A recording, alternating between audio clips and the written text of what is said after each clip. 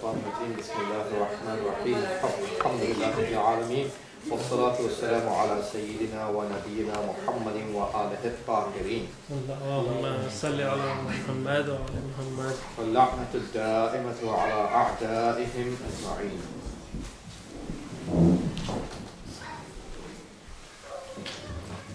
So tonight, inshallah, is the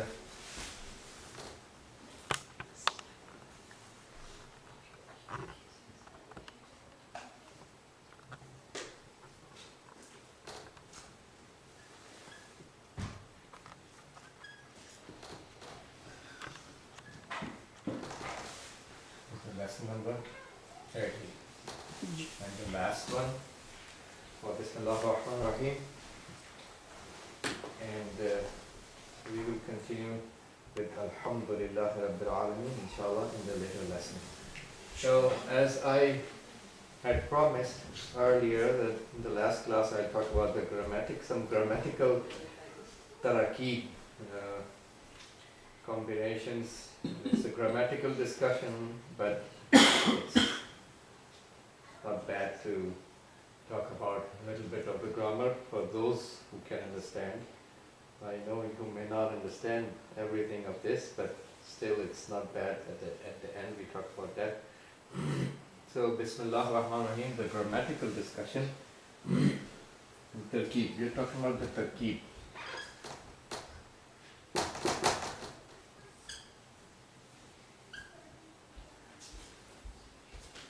Tarkeeb, yes. So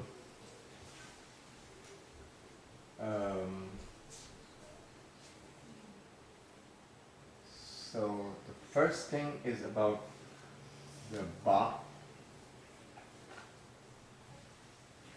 and which is actually in grammar of three types that is possible here. The ba can be for musahaba, or the ba can be for isti'anat,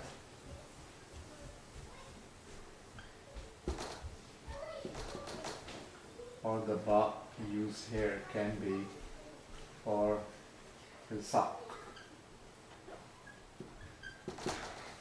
Musahabat means accompanying something, going along with somebody. Isti'anat means seeking the help from someone.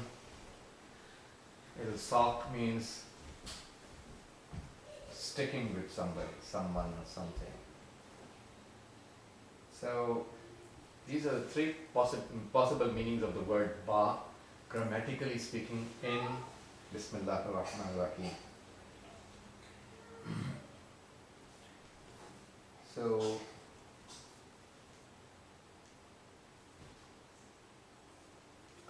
and then it comes down to ism, the word ism.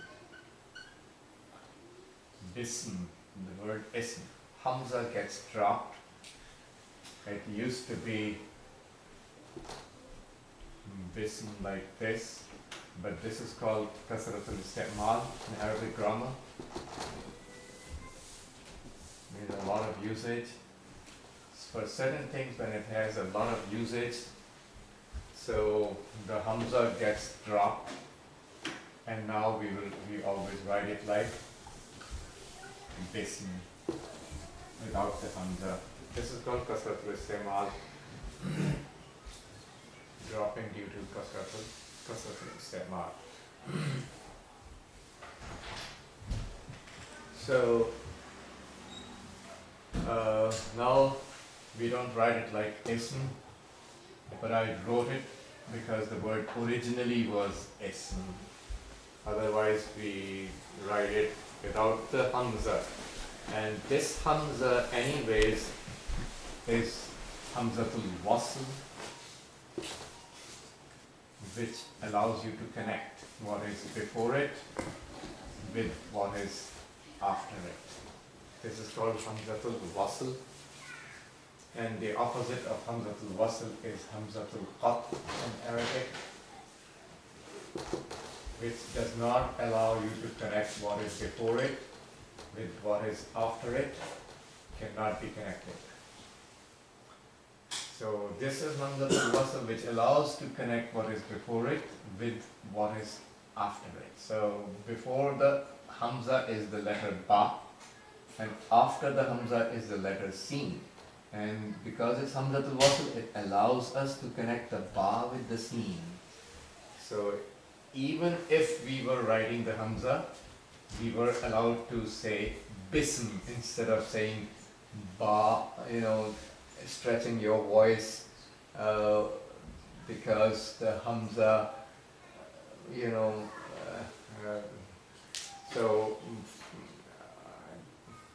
doesn't have any i'rab on it. So, but the bottom line, the Ba is allowed to be connected with the Sin. In this case, we drop the Hamza because of Kasratul Istimal. This is the reason why when you write Bismihi Ta'ala, we never write it, this is the way we write it, we never write it Bismihi Ta'ala. If someone writes it like this, it's wrong. Why? Because you're dropping the Hamza. Hamza of the word is part of the word. You cannot drop it. So here we didn't drop it. So we don't usually write the small Hamza sign here because grammatically, because it's Hamzatul Wasl, and Hamzatul Wasl allows us to connect what is before it with what is after it. So when it allows, then it's not pronounced anyways. So this is why we drop the sign as well. We write the alif, but we drop the sign. We write the sign as well in Hamzatul Qat. For example, we write Iyyaka na'budu. This Hamza here is Hamzatul Qat. So we always write the sign of Hamza. Always. You can never drop it. That's part of the Arabic law. The Hamza always has the sign. That's how you distinguish Hamza and with alif, that Hamza has the sign under it or over it. Sometimes over it, for example, Akrim. Akrim means respect. So here the Hamza sign is there, and you put the Fatha on top of the sign. Bottom line, we always write the sign. So we drop the sign here in things like this. So we write it Bismihi Ta'ala without the sign of Hamza because it's Hamzatul Wasl and it's not pronounced. You connect the Ba with the Sin. It allows you to connect. So we don't drop the Alif because in this case the law of Kasratul Istimal does not apply. If this much is clear, then I'll move forward. So this is Hamzatul Wasl. So because of Kasratul Istimal, the Hamza is dropped. So now the Hamza is dropped, we don't write the Hamza, so we write without the Hamza, Bism. It always will be written like this. You're not going to write it like Bism. Bismillah ar-Rahman. No, you don't write it like this. You write it Bismillah ar-Rahman ar-Rahim. Kasratul Istimal applies there. So we are done with Ba, and now the Ism. So this is,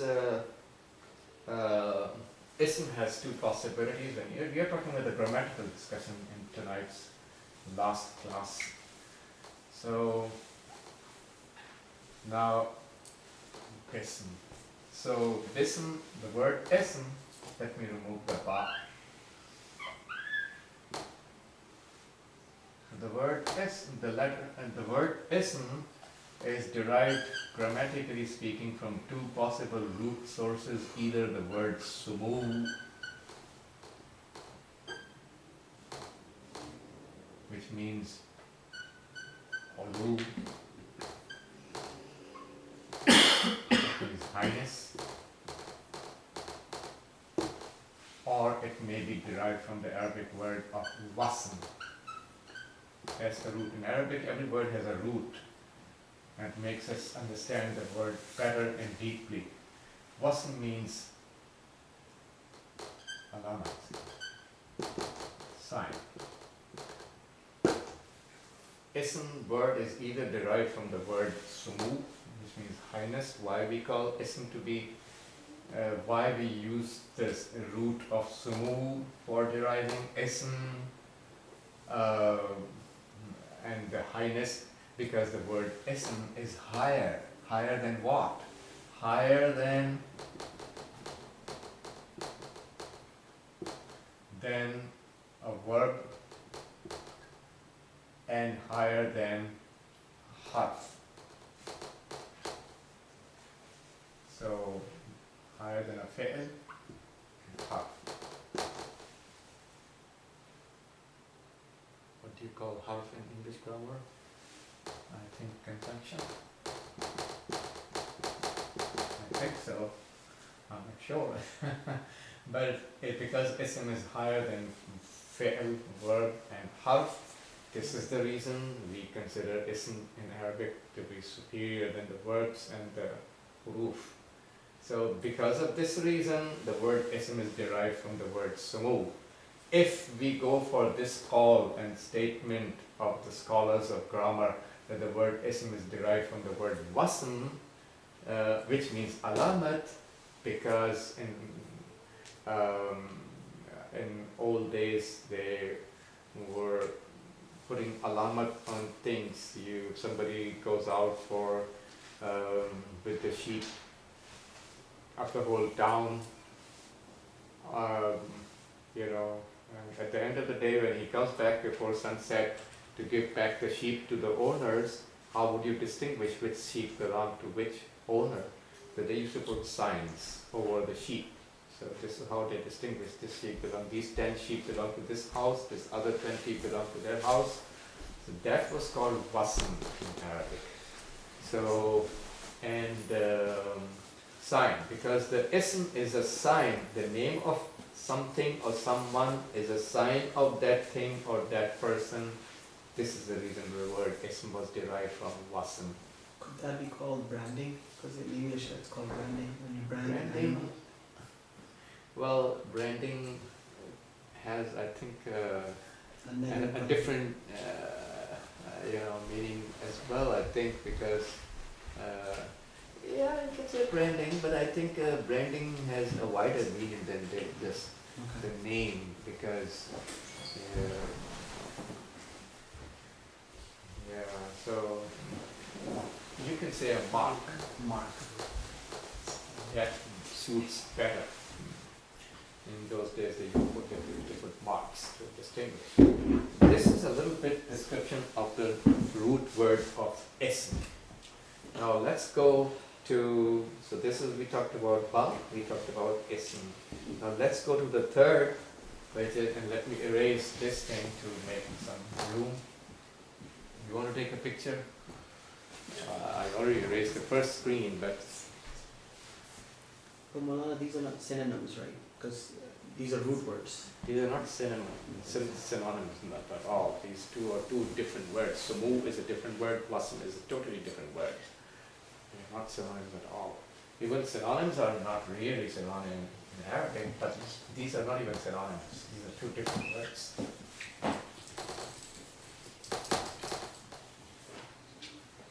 So we talked about ba, we talked about ism. So ism has two, or ba has three possibilities.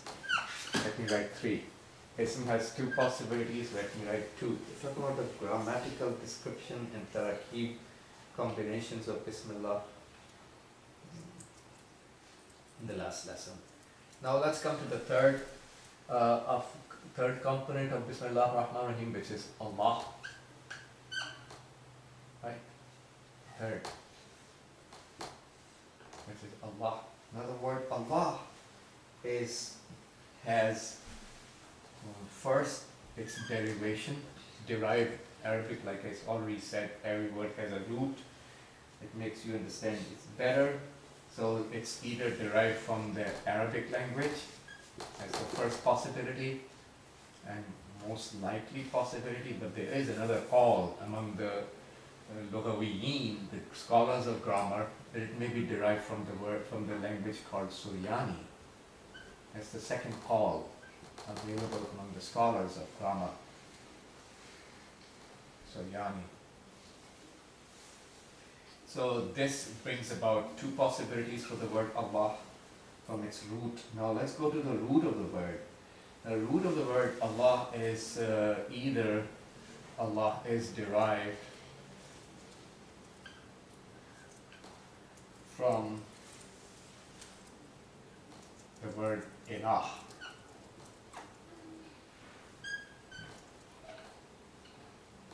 Ilahun.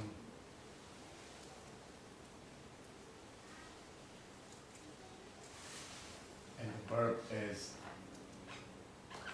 alayha ya'lahu.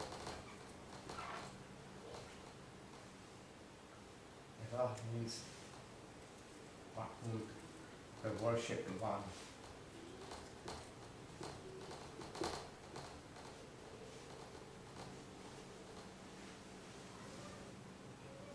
Alayha means abada. That's the grammatical description of its root, if it is derived from the word ilah. The second possibility about the word Allah is it is derived from another root which is laha. Yaliho.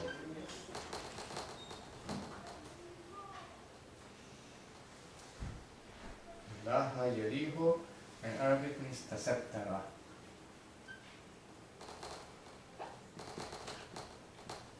Means became hidden.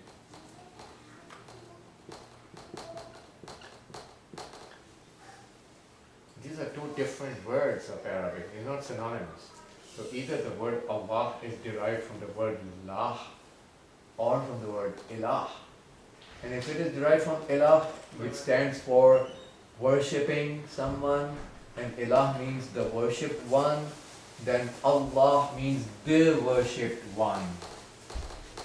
That would be the literal meaning of the word, the worshipped one.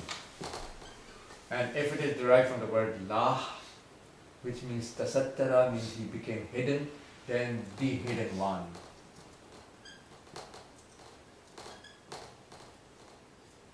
That would be the difference of meaning from the grammatical perspective. We are talking grammar, we are not talking about the Islamic perspective right now. What the lughawiyin, the grammar scholars of grammar say about the grammatical perspective. So you add al, which is equal to, not equal to, but represented as the in English, which al itself has 11 meanings in Arabic language. So you add al over the word ilah or the word lah. So if you take it as ilah,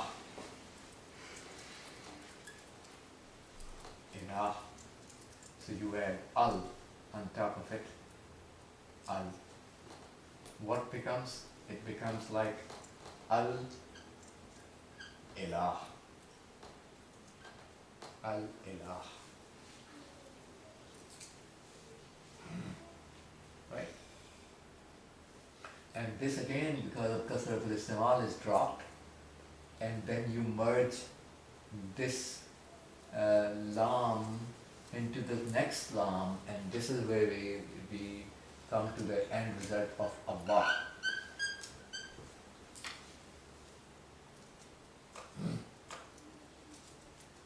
And if you use it from lah,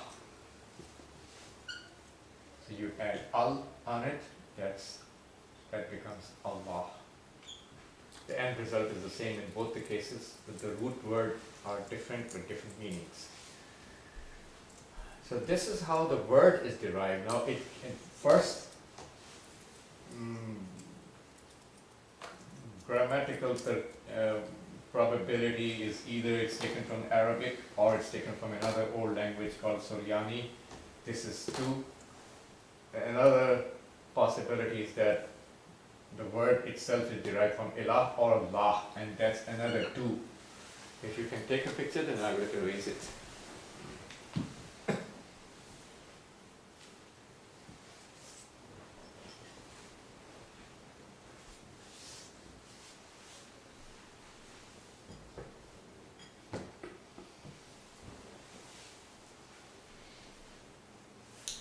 So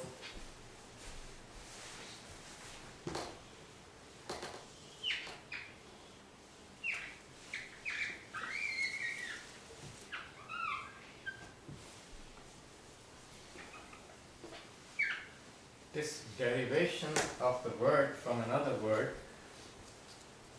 would only happen if you consider the word Allah to be what we call mushtaq.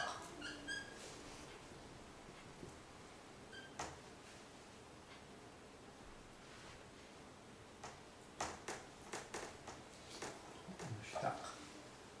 Then the mushtaq would be divided into either from ilah or Allah. But if you consider the word Allah to be jamid, ghair mushtaq,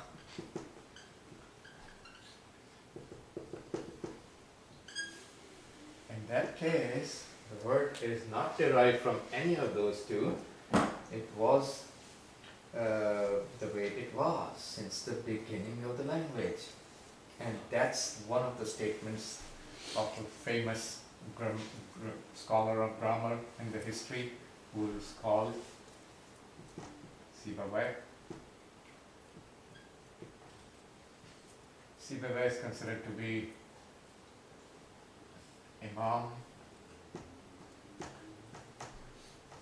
of the Nahw, means Arabic grammar, by the Sunni brothers, whereas we consider the Imam of Nahw, the biggest scholar of the Arabic grammar, to be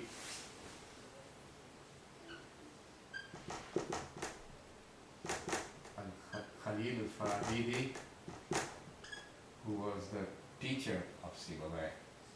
And he was a Shia, and he was kept hidden by the people because he was a Shia. He was the teacher of Sibawayh, and he wrote the first Arabic dictionary in the history of Arabic language, which is called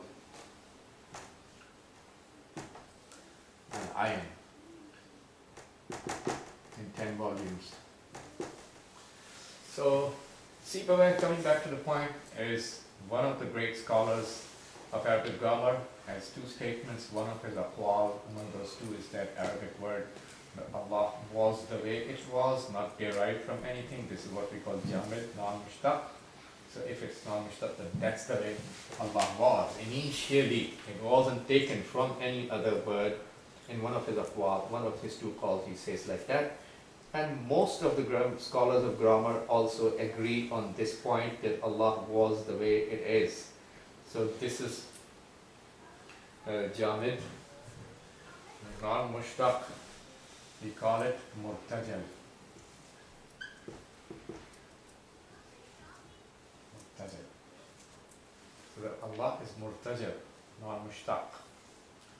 This is a little bit description about Allah. If you want to take a snapshot, then I will remove.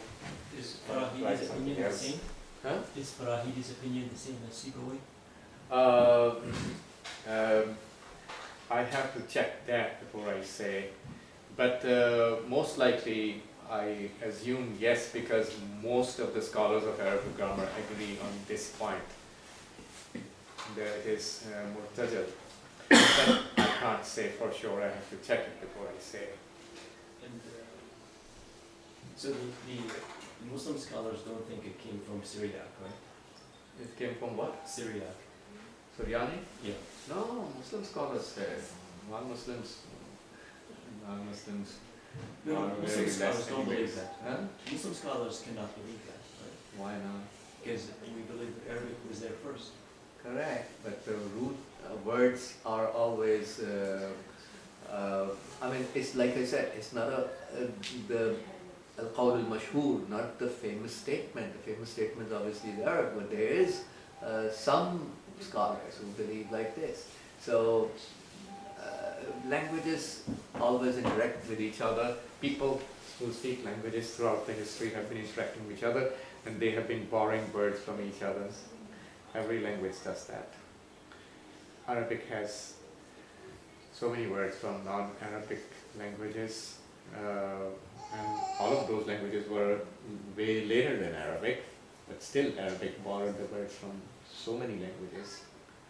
And that's natural for any language to borrow words from. Even English has words from Urdu, which obviously Urdu is a very, very baby language in terms of the age of the language. It's approximately, I think, 300 to 400 years old language.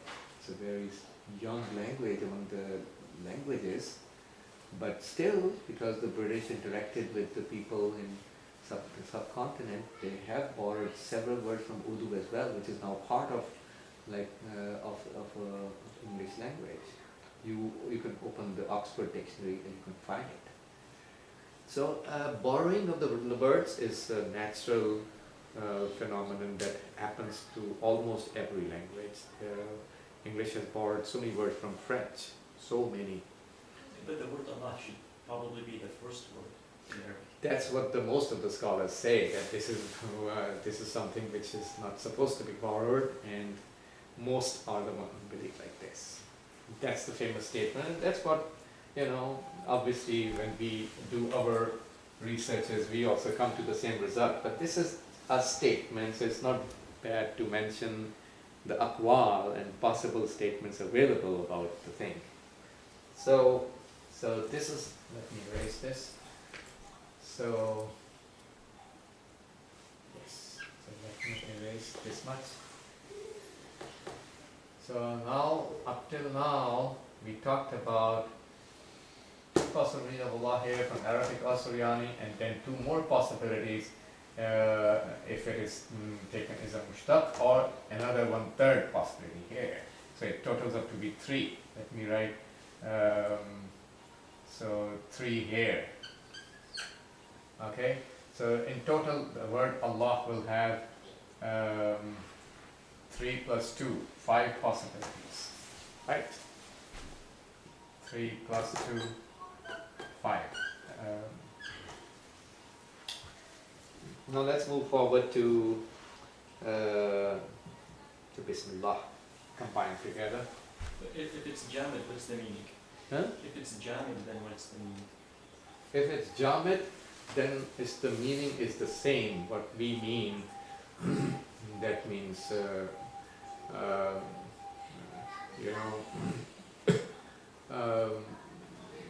the meaning, what we mean is the same meaning which the urf understands from the word, which is, God, which is, obviously we say God. So, that's the meaning it will have. So it's not derived from other words, but that's the way it was. So it was the word for representing God. So Allah has 5 possibilities in grammar. It should be 4, right? 2 for mushtaq only, and 1 possibility is for if it is a jamid, that's another third one, right? 2, 1, 3, 2 plus 1, 3, and then 2 are here. Oh, okay, but I mean, the Arabic one is basically those 3. Yes. Yeah. No, but in total, the possible total scenarios are, I'm counting the overall total scenarios. So now let's go to Bismillah, joined together. Bismillah joined together is, now we have, now it comes to from the grammatical perspective, this is al-jar wal-majroor. Ba, whenever comes on any name, it gives kasra at the end of that name. So this ba is called al-jar, gives the kasra, it's one of the al-huruf al-jarra, and this ism is called al-majroor, because the kasra is given by ba. Whenever ba enters on something, the end of the next word has to be a kasra according to the grammar. You cannot say Bismillah, you cannot say Bismillah, because there's a ba here and it always gives kasra at the end of the word upon which it enters. So this is called al-jar wal-majrur. Whenever this kind of scenario happens in grammar, this requires al-jar wal-majrur always requires a muta'allaq. Muta'allaq means it has to be connected to a word. Now that word with which Bismillah is to be connected can be either a noun or a verb, either an ism or a fi'l. So here you find two possibilities right here, and then be it, let me erase this thing. So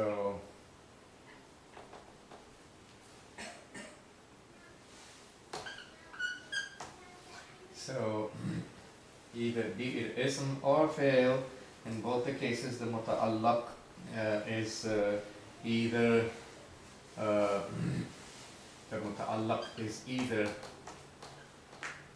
mazkur, means mentioned in the sentence, or muta'allaq is muqaddar. Muqaddar means hidden and not mentioned in the sentence.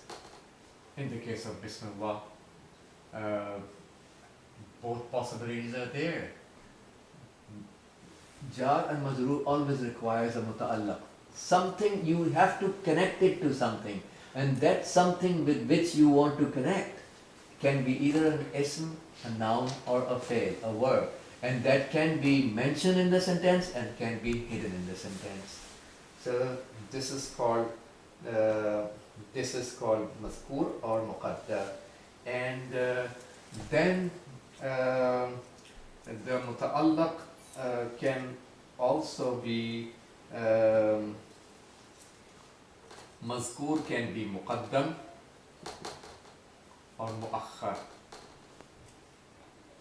Muqaddam or muakhar means either mentioned before Bismillah ar-Rahman ar-Rahim or after Bismillah ar-Rahman ar-Rahim.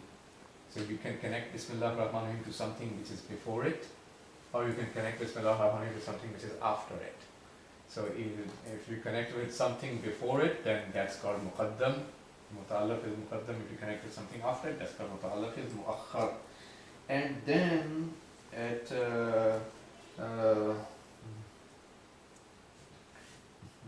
and the muta'allaq can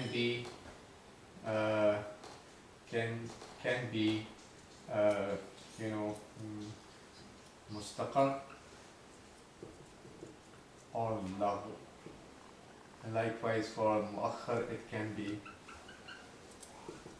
mustaqar or lagh. And same would happen with hidden.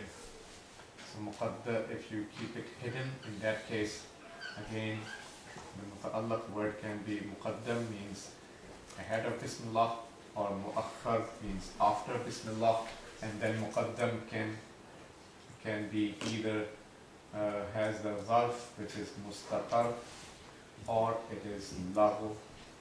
Likewise, this muakhar can be mustaqar or lagh. So zarf requires, zarf al-mustaqar is that zarf which is related to in kana amman muqaddaran fa mustaqarrun. Whenever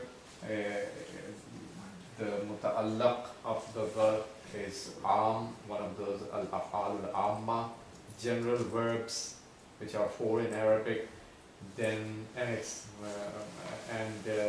muqaddar means hidden, then the verb is called mustaqar. And if the verb with which it is connected is not one of those al-af'al al-amma, the general verbs, or in that case it is called, if it is not and muqaddar, it's called lagh. What are the 4 words which are al-af'al al-amma? Are these 4 words of Arabic, al-kawn, and all 4 have the same meaning: al-husul, and al-wujud, and as-subut. Is this all These are lahu, called right? al-af'al al-amma. The general words of Arabic. This is for lahu or for both? This is only for mustaqar. الظرف المستقر. الظرف المستقر is that verb which is connected to something, one of these four verbs which are considered to be, and all of them mean the same, which means existence. Obviously in detail there are differences in their meanings as well, but in the surface they have the same meaning, which is existence. So if the verb is one of these four verbs from these infinitives,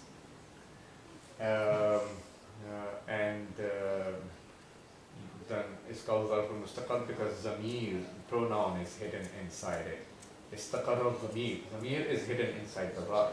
That's why it's called mustaqar. In the case of otherwise, if it's not connected with one of these four words, then it will be called ظرف lahu. So how many possible scenarios are here? 2, 4, 6, 8. Right? So this is, we are talking about 8 scenarios. So 8 plus 2, 10 in total. Right? So up till, so we have 10 here for Bismillah. So this is 10 scenarios. Now let's go to the end of it on Rahman and Rahim, which have the similar situations. And I just did. You want to take a screenshot? So the muta'alliq as ism or fa'il, that's the first two? Yes.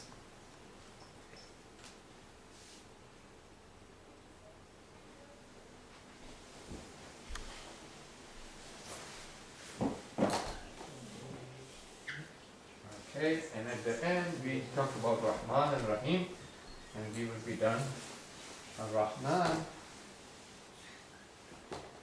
and Ar-Rahim. Both of them, they are either sifatun mushabbaha or sifatun mushbiha, said in both ways, mushabbaha, or it's sifatul mubalagha, exaggeration. Likewise, Ar-Rahim is sifatun mushabbaha,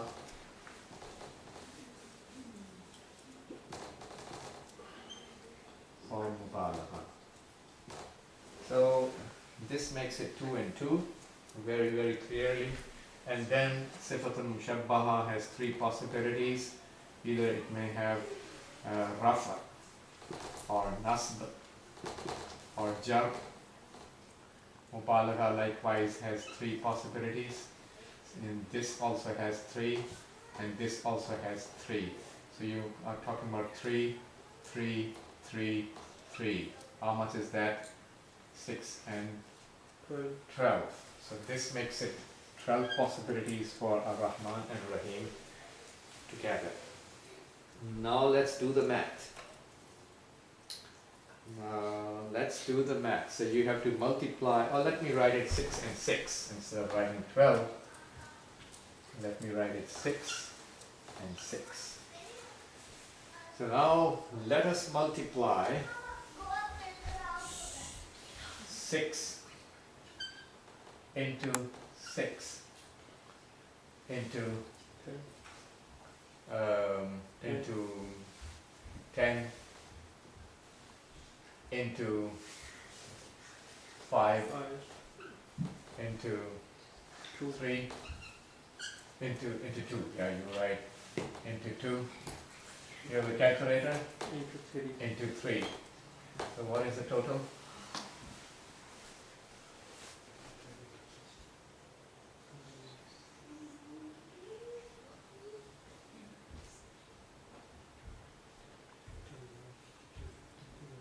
$10,800.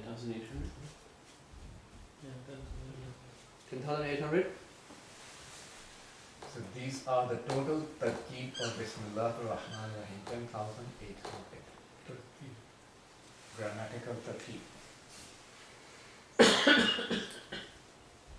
What's the 3 under the Rahman and Rahim? Sorry? What's the 3 under Rahman and Rahim? It's either sifatun mushabbaha or mubalagha. And sifatun mushabba may have halatun raf'iyya or halatun nasbiyya or halatun jarriyya. That means we are allowed grammatically speaking. I'm not talking about necessarily inside the Quran. We cannot say, obviously Quran, the way it is written, we'll say, the way we read it, the way it's written. But grammatically speaking, we are allowed to read it Bismillah ar-Rahman ar-Rahim or Bismillah ar-Rahman ar-Rahim or Bismillah ar-Rahman ar-Rahim. And then you can say ar-Rahmano and ar-Rahima. And you can say Ar-Rahmana, Ar-Rahimo. You can say Ar-Rahmane and Ar-Rahime. And like all the combinations go together with each other. So you can read it Bismillah Rahmanir Rahima or Bismillah Rahmanar Rahima or Bismillah Rahmanur Rahima. Likewise for Rahim, Bismillah Rahmanur Rahimo or Bismillah Rahma Fatha with the Fatha. Bismillah Rahman Ar-Rahim. Or you can say Bismillah Rahman Ar-Rahim or Bismillah Rahman Ar-Rahim. And with the Dhamma you can combine all three of Rahim. With the Fatha of Rahman you can combine all three of Rahim. With the Kasra of Rahman you can combine all three of Rahim. So this is why we multiply it. So That's allowed. Grammatically that's okay to read. But in Quran we don't read it. We read it the way it's written. Grammatically, it's perfectly okay to read. Total permutations, 10,800. It's okay to read because each of these possibilities has a reason to accept. Where if you can go to those details, but I think that's relevant to all of you. But this is. So if grammar, why it's okay to read, but it's like. Not jais to read otherwise, or it's In Quran, it's not allowed to read it so we just read it the way it's written. But grammatically speaking, yes, it's allowed to read. So if you say Ar-Rahmano, you are hiding a huwa here. technically then it's not allowed to. Huh? It's not allowed to read like. In the Quran, it's not allowed. But other than Quran, Other than Quran, this is if not you're reading applicable to Bismillah Islam. Rahman Rahim, not with the niyat that it's part of Quran, but just it's a great sentence.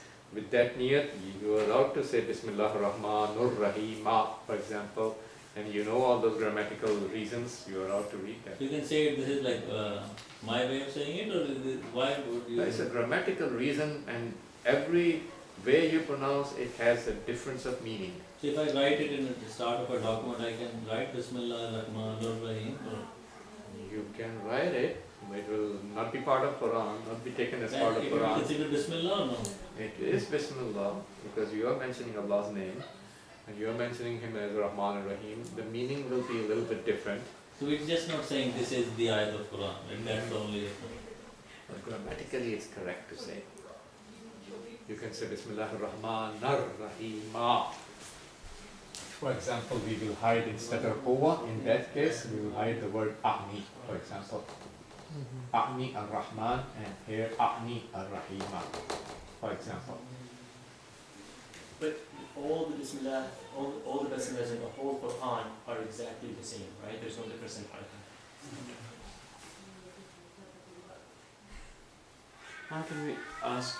You said when we were talking about Allah, you said grammatically it could be the worshipped one or the hidden one, right? I remember from a previous, class when we were even talking about Ar-Rahman and Rahim, who it applied to was, that was probably Islamically, not grammatically, or maybe it is, grammatically as well. But the question here is, so if those grammatically, if it could be one of those meanings, how do you really know, and how do we know which one, and I'm grammatically, like scholars of grammar might have one opinion, and then scholars of Islam, like. Yeah, the way we decide is that we turn to the hadith from the Prophet and to find the intended meaning of Allah.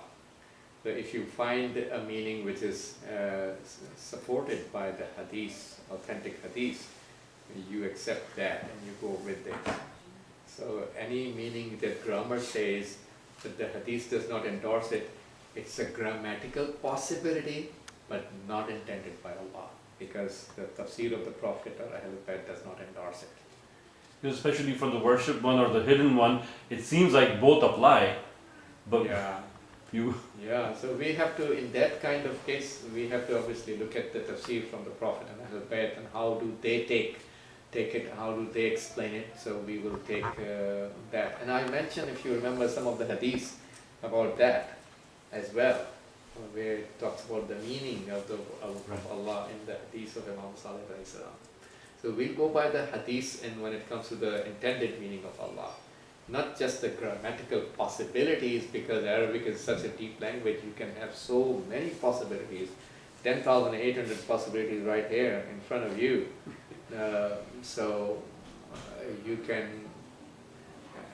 grammatically all of them are correct, but Islamically, from the Islamic perspective, you have to turn to the Prophet and Ahlul Bayt for the intended meaning, because what Allah intends should be accepted and should be taken as hujjat.